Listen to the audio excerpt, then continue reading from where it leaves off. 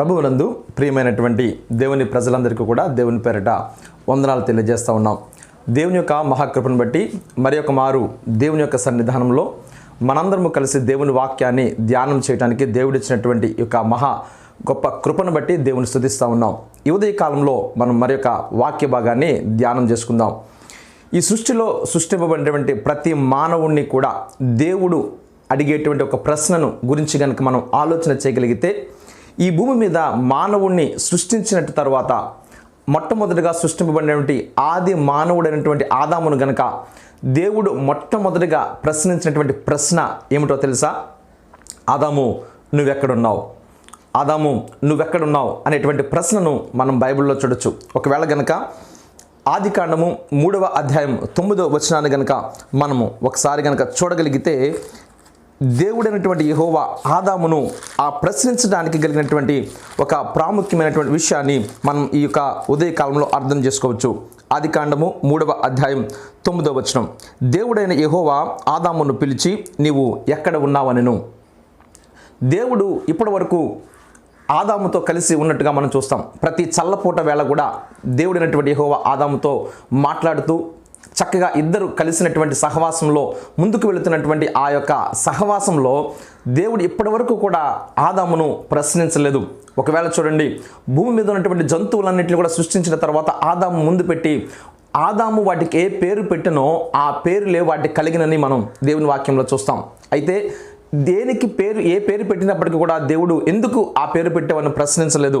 రెండవది, ఒకవేళ ఆదాము యొక్క పక్కటెముకలో నుంచి తీసి స్త్రీనిగా నిర్మించిన తర్వాత ఆదాము దగ్గరికి తీసుకొచ్చినప్పుడు ఆదాము ఇది నరునిలోంచి తీయబడింది నారి అనబడినని ఆ స్త్రీని గురించి చెప్పినప్పుడు కూడా దేవుడు ప్రశ్నించలేదు ఎందుకు ఆ పేరు పెట్టావని. కానీ మొట్టమొదటిగా ఆదాము ప్రశ్నించబడ్డాడు. ఏమని ప్రశ్నించబడ్డాడంటే నువ్వెక్కడున్నావు. ఎందుకు ఈ ప్రశ్నల గురించి మనం అధ్యయనం చేయాలి, ధ్యానం చేయాలని ఆలోచన చేయగలిగితే, దేవుడు ఈ రోజున ఈ భూమి మీద ఉన్న ప్రతి ఒక్కరిని కూడా ఆయన ప్రశ్నించేటువంటి ప్రశ్న ఏమిటో తెలుసా? నువ్వెక్కడున్నావు, నీ ఏ స్థితిలో నువ్వు ఉన్నావు అనేటువంటిది ప్రతి ఒక్కడు కూడా ఒక్కసారి ఆలోచించుకోవాల్సినటువంటి ఆవశ్యకత ఉంది. కారణం ఏమిటంటే, ఈ జీవిత ప్రయాణంలో మన ఆధ్యాత్మికమైనటువంటి జీవన ప్రయాణంలో మనం ఏ స్థితిలో ఉన్నాం, మనము చేరవలసినటువంటి గమ్యానికి సరైనటువంటి స్థితిలోనే ఉన్నామా, లేకపోతే ఏ స్థితిలో ఈ మన ప్రయాణం ఎటువైపు వెళుతుంది అనేటువంటి మనం ప్రశ్నించుకోవాలంటే మనం ఎక్కడున్నామో ఒక్కసారి మనకు మనంగా ప్రశ్నించుకోవాలి. ఒకవేళ దేవుడైనటువంటి యెహోవా ఆదామును ప్రశ్నించినప్పుడు నువ్వెక్కడున్నావు అని ఆదామును అడిగితే ఆదాము ఇచ్చినటువంటి జవాబు ఏమిటో తెలుసా ప్రియులరా? చూద్దాం ఒకసారి. 10వ వచనాన్ని చూస్తే, అందుకు అతడు నేను తోటలో నీ స్వరము విడినప్పుడు దిగంబరునిగా నుంటిని గనుక భయపడి దాగుకుంటున్నాను.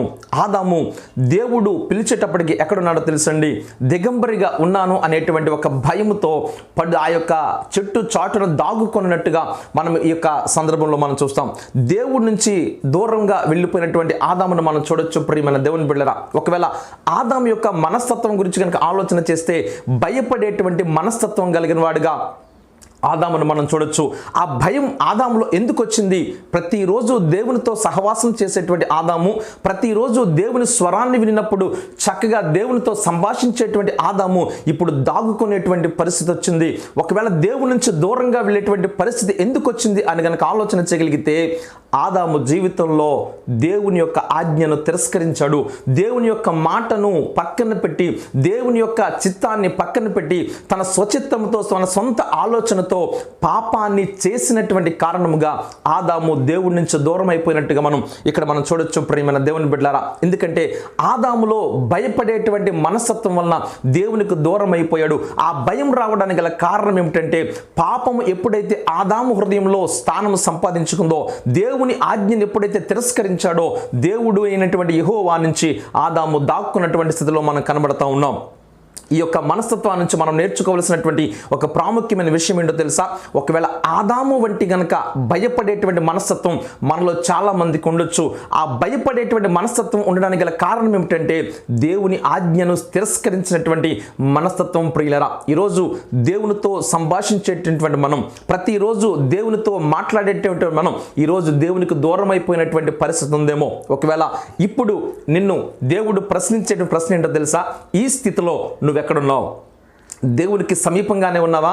దేవుని స్వరాన్ని విని దేవుని యొక్క పాదాల దగ్గరికి వచ్చేటువంటి స్థితిలో ఉన్నావా? లేకపోతే దేవునికి దూరంగా పారిపోయి దేవుని దగ్గరకు రావటానికి భయపడేటువంటి స్థితిలో నువ్వు ఉన్నావా? ఒకవేళ కనుక నువ్వు దేవుని నుంచి దూరం అవుతా ఉన్నావంటే, ఏ పాపం నిన్ను దేవుని నుంచి దూరం చేస్తుందో ఒక్కసారి నిన్ను నీవుగా ప్రశ్నించుకోవాలని దేవుడు ఆయన స్వరాన్ని నీకు వినిపింపజేస్తా ఉన్నాడు. దేవుని మాటను వినినప్పుడు, దేవుని యొక్క స్వరాన్ని నువ్వు గుర్తించినప్పుడు ఆయన ముందుకు రాలేకపోతే అంటే నీలో ఉన్నటువంటి పాపం అనేటువంటి భయం, నువ్వు చేసినటువంటి పాపం, ఆ పాపం నిన్ను దేవునికి దగ్గరగా చేయలేకపోతా ఉంది. కానీ దేవుడు ఈ ఉదయ కాలంలో నిన్ను ఆయన స్వరము పెట్టి పిలుస్తా ఉన్నాడు. ఎక్కడున్నావు నువ్వు? ఏ స్థితిలో ఉన్నావు? ఒకవేళ ఈ యొక్క పరిస్థితుల్లో, ఈ రోజుల్లో నీ యొక్క పాపం, ఏ పాపం నిన్ను దేవుని యొక్క పాదాల దగ్గరికి రాకుండా, దేవుని సన్నిధానంలో గడపకుండా, దేవుని యొక్క వాక్యాన్ని ధ్యానం చేయకుండా నిన్ను దూరంగా ఉంచుతుందో ఒక్కసారి మనంగా స్వపరీక్ష చేసుకోవలసినటువంటి సమయం ఇది. ప్రియమైనటువంటి దేవుని జనాంగమా, ఎందుకోసమంటే ఈ యొక్క లాక్డౌన్ స్థితిలో ఉన్నప్పుడు మనం నిజంగా దేవుని మందిరాలు తెరవబడినప్పుడు, దేవునికి దూరంగా ఉంటా ఉన్నప్పుడు ఈ లోకంలో అనేకమైనటువంటి పాపములు మనల్ని దేవుని సన్నిధానానికి దగ్గరగా చేయలేకపోతా ఉన్నాయి. ఒకవేళ అది మన దగ్గర ఉన్నటువంటి సెల్ ఫోనే కావచ్చు, లేకపోతే సహవాసమే కావచ్చు. ఒకవేళ కనుక దేవుడు ప్రశ్నిస్తే నువ్వెక్కడున్నావు? నువ్వు దేవుని పాదాల దగ్గర ఉన్నావా? ఒకవేళ దేవుని పాదాల దగ్గర లేకపోతే ఒక్కసారి నిన్ను ప్రశ్నించుకుని, ఏ పాపం అయితే నిన్ను దేవునికి దూరంగా ఉంచుతుందో ఆ పాపాన్ని విడిచిపెట్టి దేవుని దగ్గరికి రావాలని ఇక్కడ ఆదాము మనకి పాఠం నేర్పిస్తా ఉన్నాడు. ఒకవేళ కనుక రెండవ వ్యక్తి గురించి కనుక నేను మీకు చెప్పాలి అంటే, ఒకవేళ సంసోన్ని కనుక అడగగలిగితే, సంసోను నువ్వెక్కడున్నావు అని కనుక ప్రశ్నించగలిగితే, సంసోను గురించి ఎందుకు ప్రశ్నించాలి అని ఆలోచన చేస్తే, సంసోను దేవుడు ఒక ప్రత్యేకమైనటువంటి రీతిలో సంసోను దేవుడు ఎన్నుకున్నాడు.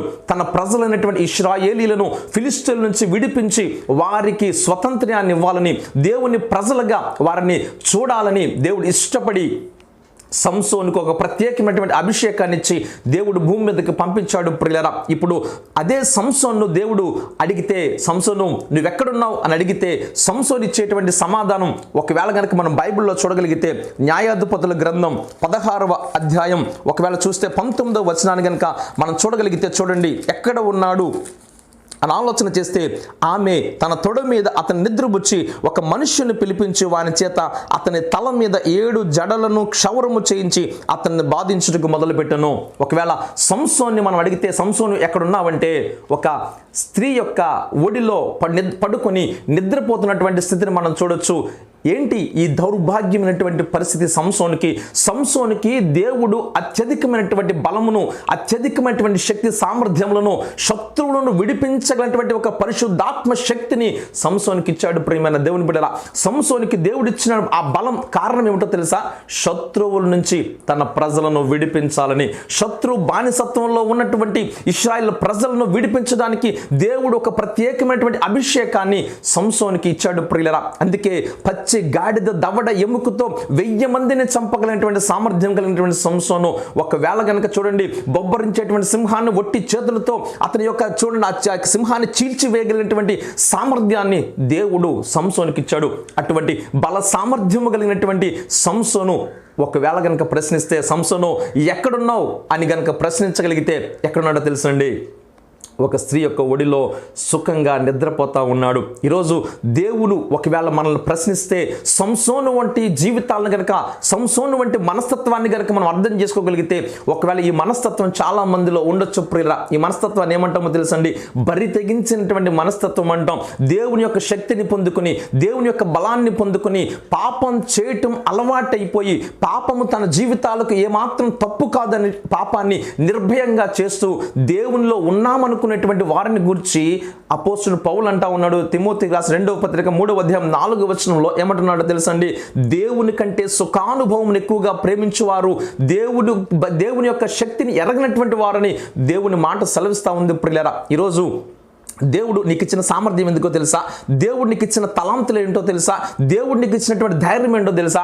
ఆ ధైర్యము, తలాంతులు, దేవుని శక్తి నీ కొరకు ఉపయోగించుకోవడానికి కాదు, తన ప్రజలైనటువంటి వారిని దేవుని వైపు నడిపించడానికి, దేవుని యొద్ద నడిపించడానికి ఆ సామర్థ్యాన్ని మనం ఉపయోగించుకోవాలి. ప్రియమైన దేవుని బిడ్డలారా, కానీ ఇక్కడ సంసోను చూస్తే తన బరి తెగించినటువంటి మనస్తత్వంతో దేవుడు భూమి మీదకి ఎందుకు పంపించాడో అర్థం చేసుకోలేనటువంటి తన యొక్క జీవితంలో దేవునికి ఉపయోగపడకుండా తన యొక్క సొంత చిత్తాన్ని నెరవేర్చుకునేటువంటి ఒక మనస్తత్వాన్ని మనం ఈ యొక్క సంసోన్లో మనం చూస్తాం. ఒకవేళ అటువంటి మనస్తత్వం మనలో గనక ఉందేమో ఈ యొక్క ఉదయ కాలంలో మనకి మనంగా ఒక్కసారి స్వపరీక్ష చేసుకోవాలి. ప్రియమైన దేవుని బిడ్డరా, నిజంగా దేవుడు ఇచ్చినటువంటి తలాంతులను దేవుని గురించి మనం ఉపయోగిస్తా ఉన్నామా?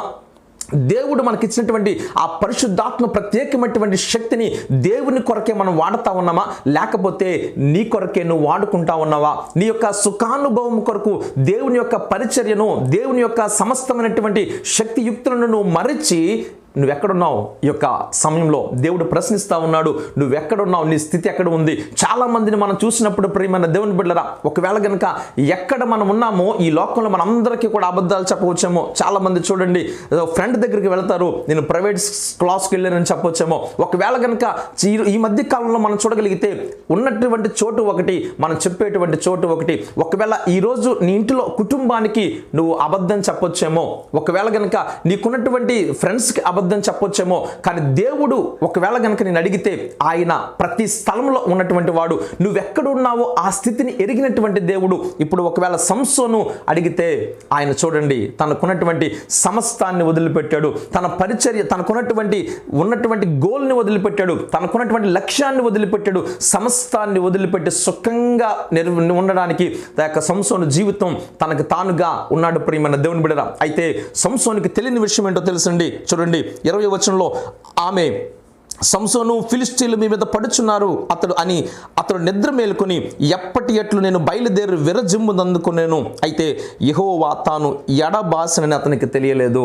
దేవుడు చూడండి, ఒకవేళ ఇటువంటి మనస్తత్వం ఉంటే, పాపం అని తెలిసి కూడా పాపం చేస్తూనే తన జీవితాన్ని కనుక గడుపుతూ ఉన్నట్లయితే దేవుడు తనను వదిలివేస్తాడనేటువంటి విషయాన్ని ఇక్కడ మనం సంసోను జీవితాన్ని బట్టి అర్థం చేసుకోవచ్చు. ప్రియమైన దేవుని బిడ్డరా, ఒకవేళ మన యొక్క పరిచర్య జరుగుతూ ఉండొచ్చు, లేకపోతే మన యొక్క కార్యక్రమాలన్నీ కూడా జరుగుతూ ఉండొచ్చు, అంత మాత్రమే దేవుడు మనతో ఉన్నాడు అనుకోవడం, ఇక్కడ మనల్ని మనం మోసగించుకోవడమే. కారణం ఏంటో తెలుసండి, సంసోను తన జీవితంలో తన దేవుడిచ్చినటువంటి శక్తిని కోల్పోయాడు, తనకున్నటువంటి సమస్తమైన సామర్థ్యాన్ని కోల్పోయాడు.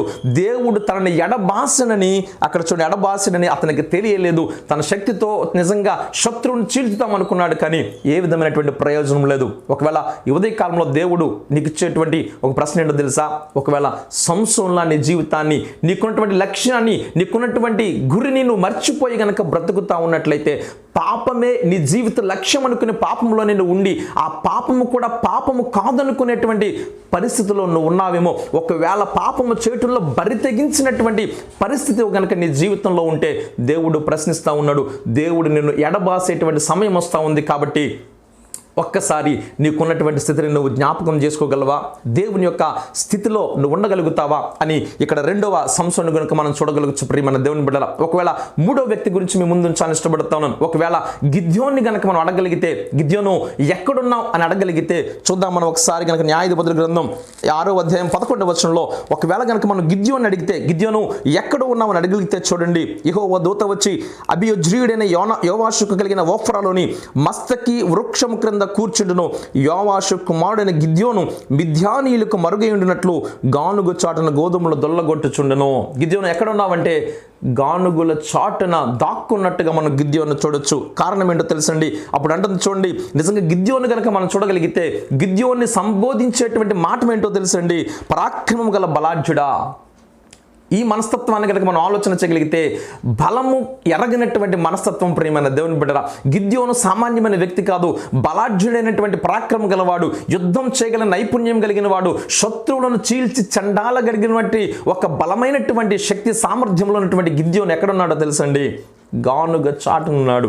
నిజంగా చూడండి, బలమైన వారు దేవుని పనిలో లేకపోతే, ఆ బలాన్ని గుర్తించకపోతే, దేవుని యొక్క సామర్థ్యాన్ని మనం గుర్తించలేకపోతే, దేవుడు నిన్ను ఏ స్థానంలో ఉంచాడో ఆ స్థానంలో నువ్వు ఉండలేకపోతే, దేవుడు గిద్యోన్ని ఒకసారి ప్రశ్నిస్తా ఉన్నాడు, గిద్యోను, నువ్వు శత్రువులను, మిద్యానీయులను జయించగలిగినటువంటి సామర్థ్యము, బలము నీకు ఉన్నప్పటికీ కూడా ఎందుకు నువ్వు గానుగ చాటును దాక్కున్నావని ప్రశ్నిస్తా ఉన్నాడు. ప్రియులరా, ఇటువంటి మనస్తత్వం కలిగిన వారు మనలో చాలా మండొచ్చు. ఎందుకంటే మనలో ఉన్న శక్తిని, మనలో ఉన్నటువంటి బలాన్ని, మనలో ఉన్నటువంటి దేవుని సామర్థ్యాన్ని ఎరగకుండా దేవునికి దూరంగా ఏమాత్రము కూడా మనం పని చేయకుండా ఒకవేళ దాక్కున్నటువంటి స్థితిలో ఉన్నామేమో. చాలామంది చూడండి, ఈరోజు కాలంలో జీవనోపాధి నిమిత్తమై దేవుని యొక్క పనిని పక్కన పెట్టి జీవనోపాధిని వెతుక్కునే వారిగా మనం ఇక్కడ గిద్యోని మనం చూడొచ్చు. ప్రియమైన దేవుని బిడ్డలారా, ఈరోజు ఈ జీవన సంబంధమైనటువంటి వ్యాపారాలలో చిక్కుకొని దేవుని పని నుంచి దూరమైపోయినటువంటి మనస్తత్వాన్ని మనం ఇక్కడ చూడొచ్చు. కానీ దేవుడు గిద్యోని ప్రేరేపించే మనసు ఏంటో తెలుసా? నువ్వు బలాఢ్యుడైన పరాక్రమం కలిగినటువంటి బలాఢ్యుడు, నువ్వు నీ బలాన్ని నువ్వు గుర్తుపెట్టుకో. నువ్వు సామాన్యముడు కాదు, ఎందుకంటే నీలో ఉన్నవాడు ఈ లోకంలో ఉన్నవాటువంటి గొప్పవాడు. నువ్వు యుద్ధం చేయగలిగినటువంటి సామర్థ్యం కలిగినటువంటి వ్యక్తివై ఉండి ఎందుకు దాక్కున్నావు? ఈరోజు చాలామంది ప్రియులరా, మనల్ని మనం ప్రశ్నించుకోవాల్సింది ఏంటో తెలుసా? నువ్వు దేవుని యొక్క సన్నిధిలో నుంచి దూరంగా పోయి దాక్కున్నావా? దేవుని కొరకు మోకరించి ప్రార్థించి శత్రువును జయించేటువంటి వ్యక్తిగా నువ్వు ఉన్నావా? ఒకవేళ దేవుని సన్నిధానంలో ప్రార్థించవలసినటువంటి మనం, శత్రువుపై జయాన్ని పొందడానికి దేవుని సన్నిధానంలో కాలం గడపవలసిన మనం ఒకవేళ దాక్కునేటువంటి స్థితిలో మనం ఉన్నామేమో. మన కుటుంబ పోషణ కొరకు, మన యొక్క జీవన సంబంధమైన వ్యవహారాల కొరకు దేవుని యొక్క చిత్తాన్ని పక్కన పెట్టినటువంటి స్థితిలో కనుక మనం ఉన్నామేమో. ఈ ఉదయ కాలంలో మనం జ్ఞాపకం చేసుకోవాలి ప్రియమైన దేవుని బిడ్డరా. అయితే మనకున్నటువంటి శక్తిని, మనకున్నటువంటి బలాన్ని మనం ఈ ఉదయ కాలంలో జ్ఞాపకం చేసుకోవాలి. చూడండి, ఇక్కడ గిద్యోన్ని దేవుడు అదే చెప్తా ఉన్నాడు, పరాక్రమం గల బలాఢ్యుడా, నీకున్నటువంటి బలాన్ని నువ్వు గుర్తు తెచ్చుకో, నీకున్నటువంటి సామర్థ్యాన్ని గుర్తు తెచ్చుకో. దేవుడు నీవు కనుక మోకరించి ప్రార్థన చేయగలిగితే మన పక్షాన అద్భుతములు చేయగలిగినటువంటి దేవుడు. దేవుని యొక్క సన్నిధానంలో సంఘము అత్యాశక్తితో ప్రార్థించినప్పుడు చెరసాల పునాదులు కదిలించగలిగి పేతురును విడిపించగలిగినటువంటి ప్రార్థనా శక్తి ఉన్నటువంటి మనం ఒకవేళ మౌనంగా ఉంటే, మనమే గనక దాక్కుని ఉంటే ఈ దేవుని యొక్క శక్తిని ప్రపంచానికి మనం ఎలా ప్రకటించగలం? దేవుని యొక్క ప్రజలను ఈ యొక్క విపత్తుల నుంచి మనం ఎలా విడిపించగలం? అందుకే దేవుని సన్నిధానం నుంచి దాక్కొనకుండా దేవుని సన్నిధానంలో మనం ప్రార్థించగలగాలి ప్రియమైన దేవుని బిడ్డరా. ఒకవేళ బలాన్ని గుర్తించలేనటువంటి స్థితిలో ఉంటే దేవుడు మరొక మారు మనల్ని జ్ఞాపకం చేసేది ఏమిటో తెలుసా? బలాన్ని గుర్తించు, నీకున్నటువంటి శక్తిని నువ్వు గుర్తించు. ఈ లోకంలో సమస్తాన్ని సాధించగలిగినటువంటి సామర్థ్యాన్ని నువ్వు పొందుకున్నావని, నీలో ఉన్నదని కనుక నువ్వు గుర్తించగలిగితే వచ్చి దేవుని సమక్షంలో ప్రార్థన చేయడం ప్రారంభించు. ప్రియమైన దేవుని బిడ్డలా, ఈరోజు మనం ముగ్గురు మనస్తత్వాల గురించి మాట్లాడడం. ఒకటి, ఆదాము భయపడేటువంటి మనస్తత్వం కలిగిన వాడు. 2, సంసోను కనుక చూడగలిగితే బరి తెగించినటువంటి మనస్తత్వం కలిగిన వాడు. 3, కనుక గిద్యోను కనుక మనం ఆలోచన చేయగలిగితే బలం ఉండి కూడా గుర్తించలేనటువంటి స్వభావం కలిగిన వాడు. ఒకవేళ ఈ 3 స్వభావాల్లో నువ్వే స్వభావాన్ని కలిగి ఉన్నావో నాకైతే తెలియదు. కానీ దేవుడు ఏమంటున్నాడో తెలుసా? మనం ఉండవలసినటువంటి స్థానంలో మనం ఉన్నామా? దేవుడు మనల్ని అడిగేటువంటి ప్రశ్న. ఒకవేళ దావీదుని అడిగేమనుకోండి, ఆయన అంటా ఉన్నాడు, నేనైతే దేవుని మందిరంలో పచ్చని ఒలీవ మొక్క వలె ఉంటున్నాను. కీర్తనలు 52:8 దావీదు ఇచ్చేటువంటి సాక్ష్యం ఏంటో తెలుసా? నేనైతే దేవుని మందిరంలో పచ్చని ఒలీవ మొక్కలు ఉన్నాను. ఒకవేళ కనుక స్త్రీ అయినటువంటి మరిని అడిగామనుకోండి, నేను క్రీస్తు పాదాల దగ్గర ఉన్నాను. ఈ లోకంలో సాక్ష్యం ఇవ్వగలిగినటువంటి ఉన్నతమైన వ్యక్తులు ఉన్నారు. ఒకవేళ నిన్నే గనక అడిగితే దేవుడు నువ్వు ఎక్కడున్నావు? దావీదులా చెప్పగలవా? నేనైతే దేవుని మందిరంలో, దేవుని యొక్క సన్నిధానంలో, దేవుని యొక్క చిత్తంలో నేనున్నాను. ఒకవేళ మరియ వంటి ఆన్సర్ నువ్వు చెప్పగలవా? నేను దేవుని పాదాల దగ్గర ఉన్నాను, నేను ఆయన దగ్గర నుంచి ఉత్తమమైన వాటిని పొందుకోవటానికి దేవుని చిత్తంలో నేనున్నానని ఈ ఉదయకాలంలో చెప్పగలవా? ప్రియమైన దేవుని బిడ్డరా, నిజమే, మనందరము కూడా ఉండవలసినటువంటి స్థానంలో మనం ఉండకపోవడమే. క్రీస్తు ప్రభువారు కలువరి కొండ మీద సిలువలో ఉండని కారణం ఏంటో తెలుసా? మనము ఉండవలసిన స్థానంలో మనం లేం. దేవుడు మనకిచ్చినటువంటి పనిలో మనం లేం. ఈరోజు మన ఆధ్యాత్మిక స్థితి ఏ స్థితిలో ఉందో ఒకవేళ అర్థం చేసుకోగలిగితే మనం ఆ స్థితిలో లేము. కాబట్టి ప్రియులరా, మనందరి పక్షాన క్రీస్తు ప్రభువారు ఆయన పరలోకంలో సింహాసనం మీద ఉండవలసినటువంటి ఆయన తను తాను తగ్గించుకొని కలువరి కొండ మీద ఆయన ఒక బలి అర్పణగా అర్పింపడానికి, సిలువను యాగాన్ని ఆయన చేయటానికి గల కారణం ఏంటో తెలుసా? ఆయన కలువరి కొండ మీద ఉండడానికి కారణం ఏంటో తెలుసా? నీవు నేను ఈ లోకంలో ఆయన ఉండమన్న స్థానంలో మనం లేం. ఆయన ఏదైతే కోరుకున్నాడో ఆ యొక్క ప్రదేశంలో మనం లేం. ప్రియమైన దేవుని బిడ్డరా, మరి ఈ ఉదయకాలం మనల్ని మనం ప్రశ్నించుకుందామా? ఎక్కడున్నాము?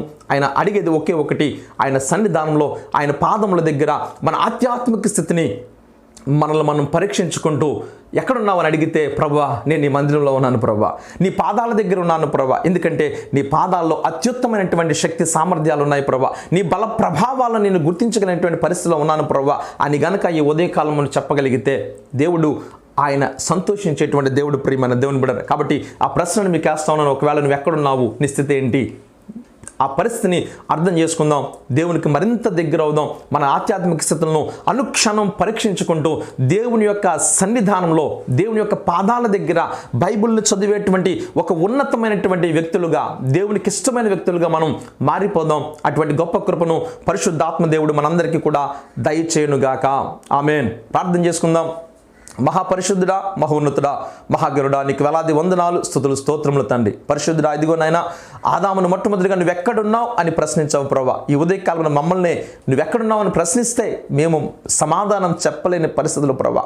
ఈ లోకంలో మేము ఎవరినైనా మోసం చేయొచ్చు కానీ ప్రభా నిన్ను మోసం చేయలేము నాయన. ఇదిగో ప్రభా, మాకు మేముగా ఒప్పుకుంటున్నాం. ఎంతమంది అయితే మా స్థితి దిగజారిపోయిందని ఒప్పుకుంటున్నారో వారిని నీ శక్తి చేత అయా తను నింపండి ప్రభా. వారి ఆధ్యాత్మిక స్థితిని మరలా అయా పునరుజ్జీవింప చేయమని ప్రభా. నీ దగ్గరికి వచ్చేటువంటి బిడ్డలుగా వారందరూ ఉండటానికి నీ కృపను అనుగ్రహించమని ప్రభా. నీ స్వరాన్ని విని నీతో సహవాసం చేసేటువంటి ఒక ఉన్నతమైనటువంటి ప్రభా నీ చిత్తంలోనికి మేము అందరము రావటానికి ఉదయకాలంలో నీ శక్తి సామర్థ్యముల చేత మమ్మల్ని నింపి బలపరిచి సహాయము దయచేయమని ప్రభా. మీరే మహిమ ఘనత ప్రభావాలు పొందుకోమని ఈ చిన్న ప్రార్థనను నజరేయుడైన యేసుక్రీస్తు పరిశుద్ధమైన నామంలో అతి వినయంగా అడిగి వేడుకొనుచున్నాం పరమ తండ్రి. ఆమేన్.